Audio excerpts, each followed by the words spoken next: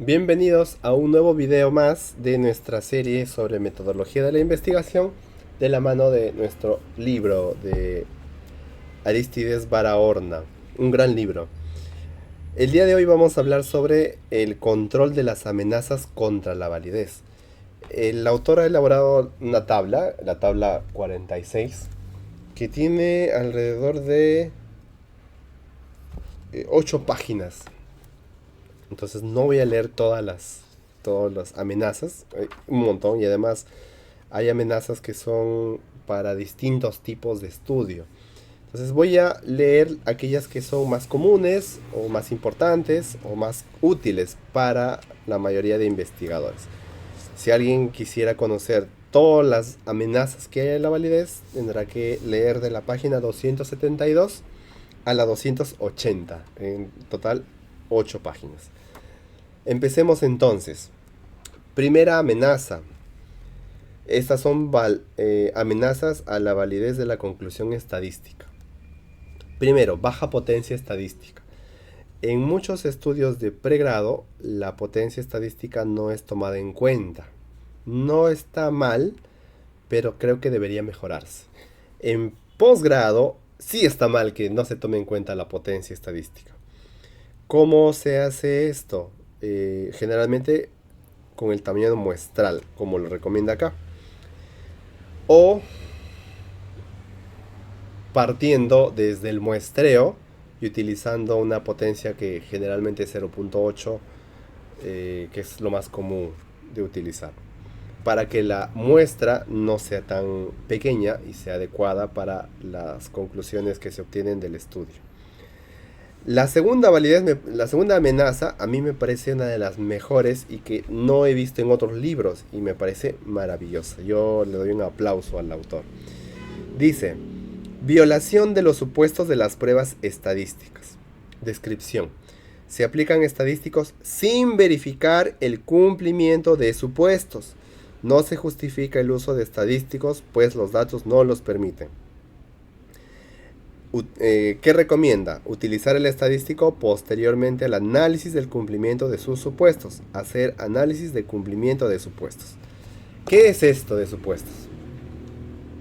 Recordemos lo que mencioné en el video número 17, cuando hablaba de... En ese video demasiado largo, y ahora sé por qué es demasiado largo, porque no me di cuenta y cogí un tema que era de otro video, pero ya está hecho. Entonces, ¿qué es esto de la violación? Recuerden que en ese video hablaba de la correlación de Pearson. Si alguien va a hacer correlación de Pearson, tiene que verificar que sus variables tengan una distribución normal. Si alguien va a hacer la prueba T de medidas independientes, verificar que haya distribución normal. Si alguien va a hacer prueba T de medidas relacionadas, tiene que verificar no que haya distribución normal en las variables, sino en la diferencia de las medidas. O si alguien va a aplicar la prueba de ANOVA, tiene que verificar la prueba de Leven, la se me fue el nombre, homocedasticidad y normalidad de los datos. Y así cada prueba tiene sus supuestos y sus condiciones. Si por ejemplo voy a aplicar la prueba de chi cuadrado, que muchos creen que es la más simple, pero no lo es, necesito verificar que mis casos observados no sean menores a 5, o que no haya celdas con casos menores a 5. Y así, cada prueba tiene sus propios supuestos, no es utilizar por utilizar. Entonces, cuando yo entiendo que muchas personas que a veces no han recibido una buena educación estadística, a veces no tienen profesores que no les orientan bien, ya sea porque no les gusta el curso o porque no tienen tiempo, o ya sea porque la persona simplemente no pudo estar en esa clase y necesita contratar a un asesor estadístico, lo cual no está mal. Eso estaba pensando hace unas semanas sobre la división social del trabajo académico, y me parece que hay mucho que pensar ahí. Pero no podemos hablar de eso aquí en este video, pero yo creo que sí deberíamos hablar en un momento distinto. Entonces, volviendo al punto, los tesistas a veces contratan asesores y en el mundo de la asesoría de tesis, en la asesoría estadística de tesis, hay de todo. Desde asesores muy buenos que cobran muy caro porque manejan muchos programas, son estadísticos de profesión. Y hay charlatanes también. Gente que tiene el conocimiento pero no sabe por qué está utilizando una prueba o qué hacer si hay un problema. Eh, por ejemplo, estoy utilizando chi cuadrado en una celda de 3x3 y en una matriz de 3x3 y descubro que tengo más de 5 celdas, vamos a ponerle 3 celdas en las que mis observaciones son menores a 5. En el SPC se me va a decir hay violación de supuesto o se han observado más celdas. ¿Qué hace en ese caso? SPSS te muestra, y no voy a decir aquí, te muestra la solución de ese problema cuando tú tienes eh, variables de 2x2, es decir, dicotómicas. Pero no hay la opción automática cuando tienes 3x3. Por lo menos hasta la versión 26 no está. Entonces, el asesor estadístico de tesis que no tiene una formación académica, no quiero decir que deba ser estadístico, me refiero a que no tiene formación en metodología de la investigación. Si no tiene esa formación, no va a saber qué hacer. Le va a dar ese resultado al tesista, el tesista confiado lo va a replicar y el asesor se va a dar cuenta de que está mal. Entonces, ¿existen procedimientos? Existen procedimientos para ver ese caso. Entonces, ese, por ejemplo, es una amenaza a la generalización de tus resultados. Tercero, fiabilidad de la medición de la respuesta. Las medidas no son fiables. ¿Qué recomienda el autor? Realizar un estudio piloto para determinar la fiabilidad del instrumento. Sí, siempre se recomienda hacer un piloto. Es más, yo recomiendo hacer un prepiloto, que es otro tema, otro punto en la metodología. Entonces, ¿siempre se debe hacer un piloto? Siempre se debe hacer un piloto. 4. Fiabilidad de la administración de los datos. Establecer un protocolo estandarizado de recolección de datos. Siempre. O sea, aquí está la aplicación de la ficha técnica del instrumento. Siempre debe haber aplicación de una ficha técnica. Se me va la idea. 5. Instrumentación. Esto es clave cuando se van a utilizar equipos, máquinas. Dice, cambios en la calibración de un instrumento de medida. Se asocia a la fiabilidad. Se incluyen en este tipo de amenazas errores de instrumentación o errores de los propios procedimientos de medición. Un aparato no calibrado, con errores no sistemáticos o procedimientos con poca fiabilidad no validados impide llegar a conclusiones. 2 ejemplos para entender esto. Por ejemplo, cuando llevé el curso de bioquímica de los alimentos, siempre les hacía a mis estudiantes los ejercicios de la balanza analítica. ¿Cómo era? Hay dos posibles errores. Uno, que el estudiante pese su alimento, su muestra, su químico, sin hacer la calibración. Entonces, lo primero que se hace en un laboratorio es enseñarles a calibrar bien la balanza. Tiene su forma, sus mecanismos visual. Igual se hace con el refractómetro, con todos los equipos electrónicos. Hay una calibración siempre. Potenciómetro, refractómetro, etcétera, etcétera. Ese es uno, calibrar el equipo. Ya sea que una balanza, un tallímetro, etcétera. 2. Puede ser que tu equipo esté calibrado, pero tú estés fallando. Por ejemplo, en el mismo marco de la balanza, yo les enseñaba a pesar bien y les enseñaba a calibrar bien la balanza, pero también les enseñaba a pesar bien, por decir. Hacían toda la calibración muy bien, ahí tenía su calificación aprobada. Pero pesaba el instrumento y, por ejemplo, no es un polvo. Entonces, en ese caso tenía que abrir las dos portezuelas de la balanza, con una mano introducir la espátula o la cuchara o el instrumento para recolectar el polvo y con otra acercar el recipiente de manera que no haya ningún riesgo de derrame del material dentro del disco de la balanza o del interior de la balanza. Echabas a tu placa pétrea, a tu receptor. Luego se tenía que cerrar y luego esperar hasta que calibre el peso y recién en la balanza te indicaba el peso final.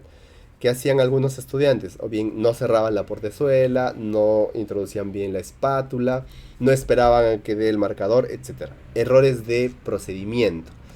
Eso se debe tener cuidado cuando van a utilizar ustedes un equipo. 6. Desmoralización de los sujetos. Eso es cuando se aplica en experimentación, dice el autor.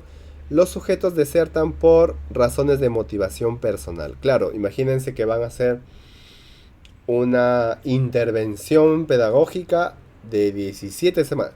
En la maestría nos decían que si vamos a hacer intervención, necesitábamos hacer un curso de 16 semanas. No era realizable. En este caso, por ejemplo, es cuando el participante tiene que ir varias veces a una medición, a una intervención, y siempre va a haber desmoralización o deserción. Es normal, siempre. Entonces, ¿qué se debe hacer en ese caso? Diseñar mecanismos de motivación incluidos en los programas. Evitar cercanía sociogeográfica de los grupos de control. Establecer estados contrafactuales utilizando criterios de Propensity Score. Muy bien. 7. Validez ecológica. Esto también es bien bonito. Dice el autor. Se han definido distintos tipos de reactividad a la situación experimental. Por un lado, reactividad observacional, que se produce cuando el sujeto cambia su comportamiento por el hecho de ser actor de una investigación y tiende a reaccionar más a las características generales de la investigación que a las variables independientes. O sea, por ejemplo, esto pasa en observación no participante, esto pasa en entrevistas, esto pasa en cuestionarios. ¿Cómo es esto? Por ejemplo, en una observación no participante, se está queriendo ver cómo cómo un profesor enseña, si cumple con ciertos estándares. Entonces, entra el evaluador, se sienta en el salón o en alguna parte, entra el profesor y evidentemente el profesor ese día va a actuar distinto. O sea, no hay forma de hacer que el profesor actúe en su naturalidad como siempre lo hace. Porque una mirada externa lo está evaluando. Y ahí podríamos hablar sobre la filosofía de Sartre y la mirada y todo eso, pero se me vino a la mente eso. Entonces, ¿qué hacemos ahí? Aquí dice contextualizar la selección de indicadores, utilizar análisis de variables. En ese caso, por ejemplo, es mejor una observación participante, cosa que es mucho más difícil. O esto pasa, por ejemplo, en las entrevistas. Cuando el entrevistador, de manera inconsciente, procura obtener una respuesta X del entrevistado, y el entrevistado no tiene